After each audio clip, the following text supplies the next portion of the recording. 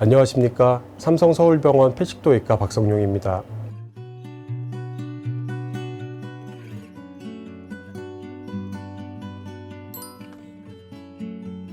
식도암도 사실 초기에 발견이 돼서 초기에 치료를 하면은 생존율이 나쁜 암은 아니거든요. 내시경적으로 치료할 수 있는 점막에만 존재하는 암 같은 경우는 완치도 기대할 수 있는데, 문제는 덩어리가 커지고 식도 밑에 있는 점막 하층으로 암세포가 침범하게 되면은 주변에 림프절 전이가 광범위하게 일어날 수가 있어요. 그리고 병이 더 진행하게 되면은 식도가 지나가는 길 주변에 그 생명과 관련된 중요한 장기들이 있는데, 뭐 기관지나 대동맥, 그런 쪽에 이제 침범이 일어나면은 치료가 또 까다로워지기 때문에 생존율은 좋지 않을 수는 있을 것 같아요.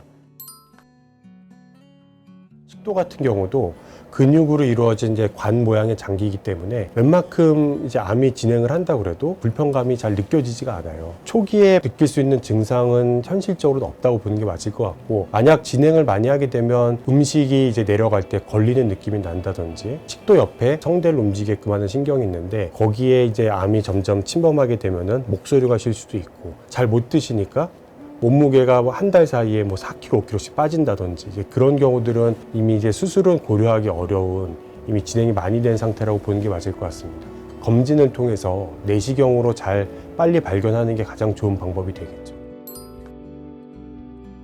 식도암의 종류가 두 가지가 있다는 것을 먼저 이해를 해야 되는데, 우리나라나 뭐 중국이나 일본 같은 동아시아에서는 식도 상부에 주로 생기는 편평상피세포암 이 주로 생기게 되고, 서구, 그러니까 미국이나 유럽은 식도 하부에 생기는 식도 선압이 주로 생기게 되고, 이 두 가지가 서로 원인이 달라요. 우리나라에 많이 생기는 편평상피세포암에 대해 얘기를 드리면, 흔히 말하는 발암 물질, 어떤 세포에 손상을 줄 만한 물리적, 화학적인 그런 인자들의 식도가 자꾸 노출이 되면은 망가지고 재생되는 과정에서 이제 암세포로 변하게 되는 거거든요. 그래서 그런 대표적인 인자로 들 수 있는 게 술도 있고 담배도 있고 뜨거운 차나 아니면 뜨거운 음식도 관련이 있다고 되어 있습니다. 역학 연구를 보면 술을 많이 마시는 분들이 식도암 발생률이 3배 정도 올라간다고 되어 있고, 담배도 마찬가지로 3배 이상 올라간다고 되어 있고, 뜨거운 차를 많이 마셔도 한 2배 정도 올라간다고 되어 있습니다.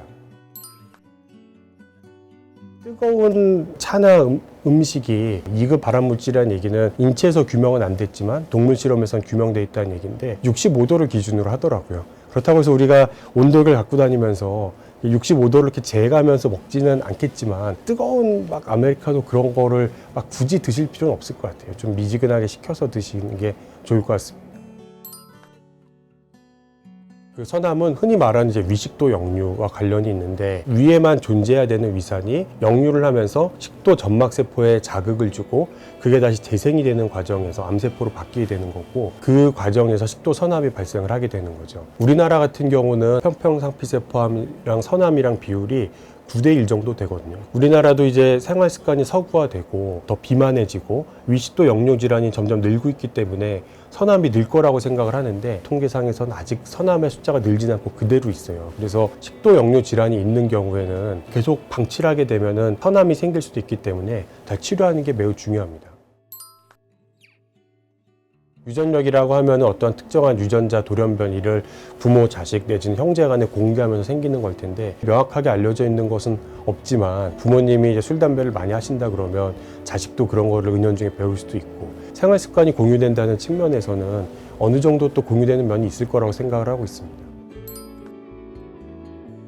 우리나라는 이제 위암 검진을 많이 하잖아요. 위에 접근을 하려고 내시경이 들어가려면 식도를 거칠 수밖에 없으니까 식도암이 발견되는 경우들이 있죠. 그래서 정상적이지 않은 조직이 보이면은 그걸 조직 검사를 이제 하게 되고, 내시경만 하면은 이게 얼마큼 진행되어 있는지 알 수가 없으니까 영상을 좀 찍게 되죠. CT를 찍고 펫이라고 그래서 양성자 단층 촬영, 전신 검사를 하고, 그리고 내시경 끝에 초음파를 달아서 식도가 있으면은 그 덩어리가 얼마큼 침범했는지를 깊이를 또 확인을 하게 됩니다. 병이 얼마큼 진행되어 있는가를 종합적으로 판단을 하게 되고, 그 진행되어 있는 정도에 따라서 치료 방법이 결정이 되는 거죠. 그 일기도 점막에만 딱 존재하는 경우가 있고 점막 하층까지 존재하는 경우가 있는데, 점막에만 존재하는 주변의 림프절 전이가 영상으로 발견되지 않은 식도암 같은 경우는 소화기내과에서 내시경적인 절제를 할 수가 있습니다. 그래서 점막층만 이렇게 싹 긁어내는 식으로, 그래서 완전 절제가 되면 추가적으로 이제 수술은 필요하지 않은 상태고 완치도 기대할 수 있게 됩니다. 그런데 만약에 점막 하층까지 들어가 있는 경우는 내시경으로 긁어내지도 못하고 긁어내도 또 재발을 할 수가 있기 때문에 그런 경우는 이제 바로 수술을 하게 되죠. 식도를 절제하고 주변의 림프절을 다 절제하고 그 다음에 위를 끌어다가 올려서 식도를 대체하는 장기를 만들어주게 되고요. 그런데 이제 이렇게 바로 수술하는 경우도 있지만 주변에 림프절 전이도 좀 있고 병기가 꽤 높은 경우는 바로 수술하는 것보다는 항암방사선을 해서 크기를 줄이고서 수술하는 게 도움이 된다고 알려져 있거든요. 하지만 이제 너무 진행이 많이 돼서 기관지를 침범했다든지 대동맥을 침범했다든지 그러면 기술적으로 제거할 수가 없거든요. 전이가 너무 여러 군데 돼 있어서 수술하는 게 도움이 되지 않는다? 그러면은 항암 치료만 시행하게 됩니다. 모든 암 수술을 걸쳐서 가장 사망률도 높고 합병증 발생률도 가장 높은 그 수술인데요. 그 우리나라 통계에 보면은 식도암 수술하고 나서 사망률이 4%가 넘어갑니다. 25명 수술하면 1명은 돌아가실 수 있다는 얘기고 합병증 발생률도 미국이나 일본 데이터를 봐도 50% 이상의 합병증이 발생한다고 돼 있어요. 수술 범위가 크다고 이제 볼 수가 있는데 식도를 전부 다 절제를 해야 되고 식도가 우리 몸의 중요한 장기들 한 가운데 있습니다. 폐하고 심장 사이에 있고 기관지도 지나가고 대동맥도 있고 그런 장기들 사이에서 수술을 해야 되기 때문에 합병증도 많이 발생을 할 수가 있고요. 그리고 이제 식도를 제거하고 나면은 대체할 수 있는 장기를 사용을 해서 재건을 해줘야 되는데 위를 끌어올리던 대장을 끌어올리던 이제 그런 식으로 해야 되니까 가슴도 수술하고 배도 수술하고 필요하면은 이제 목도 수술하는 경우도 있거든요. 수술 범위도 그 어떤 수술보다 되게 커지죠. 이제 그런 이유 때문에 합병증 그리고 사망률이 높아진다고 볼 수 있겠습니다. 이유가 두 가지가 있는데 첫 번째 기술적으로 식도를 몇 cm씩 자르고 당겨서 붙일 수가 없거든요. 또 하나는 점막 하층에 암세포가 들어가게 되면 점막 하층을 따라서 암이 퍼진다고 되어 있기 때문에 식도를 가능한 한 많이 절제를 하는 게 국소 재발을 줄인다고 알려져 있습니다. 그런 두 가지 이유 때문에 식도는 다 절제를 하게 되죠. 식도를 절제만 하는 게 아니라 식도 주변에 있는 림프절들도 다 같이 제거를 해야 돼요.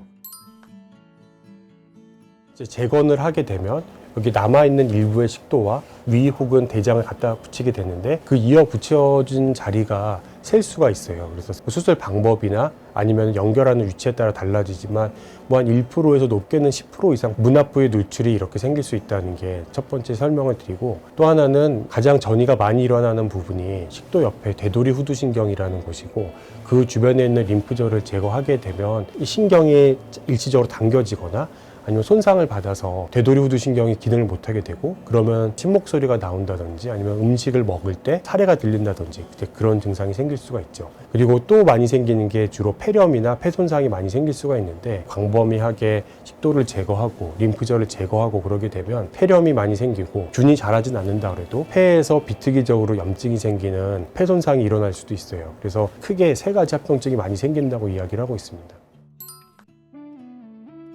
일단은 삶의 질은 이제 식도암 수술하고 나서 정말 관심이 많은 분야고 원래 우리가 음식을 먹으면 식도를 통해서 위로 넘어가게 되고 위에다가 음식을 저장을 해놓게 되잖아요. 근데 위를 사용을 해서 재건을 하게 되면 그렇게 음식을 저장할 공간이 없어지게 됩니다. 그래서 한꺼번에 절대 먹지를 못하죠. 원래 먹던 거에 2분의 1에서 3분의 1의 양을 가지고 하루에 6, 7끼를 먹으라고 이야기를 하거든요. 또 하나 이제 문제는 원래 정상 있는 식도랑 위 사이에 역류를 막아주는 구조물들이 있는데 수술하게 되면 그게 제거될 수밖에 없거든요. 그러면 음식을 먹은 게 역류가 될 수 있어요. 삶의 질은 거의 대부분 안 좋아지고 예전에 미국에서 낸 통계를 보면 식도암 수술하고 나서 90% 이상의 환자들이 여러 가지 이유로 삶의 질이 떨어지고 먹는 게 불편하다라고 이야기를 하고 있습니다. 전 세계적으로 좀 많이 관심을 가지고 있는 거는 항암방사선을 하고 일부의 환자들은 항암방사선만으로 암세포가 다 죽어서 막상 수술해보면 암세포가 남아있지 않은 경우들이 꽤 있거든요. 병원 데이터를 보면 30% 정도가 암세포가 남아있지를 않아요. 항암방사선만으로 암세포가 다 없어진 거죠. 그래서 이런 경우들을 어떻게 찾을 수 있을지, 미리 알 수 있는 방법이 뭐가 있을지 그런 연구들도 많이 진행되고 있습니다. 대부분의 이제 표적 치료라는 거는 생기는 원인이 딱 명확하게 어떤 유전자와 관련돼 있고 이제 그런 경우는 표적 치료제라는 거를 만들고 적용할 수 있지만 식도암에서는 쓸 수 있는 건 아직 없는 상태고요. 대신에 이제 요즘 면역 항암제에 대해서 이제 많은 관심이 있는데 수술을 하지 못하는 사기 식도암 같은 경우는 면역 항암제를 사용을 하는 게 그냥 일반 항암제보다 도움이 된다고 알려져 있고 아마 이런 면역 항암제 사용이 초기에도 적용이 되지 않을까 앞으로는 그렇게 생각하고 있습니다.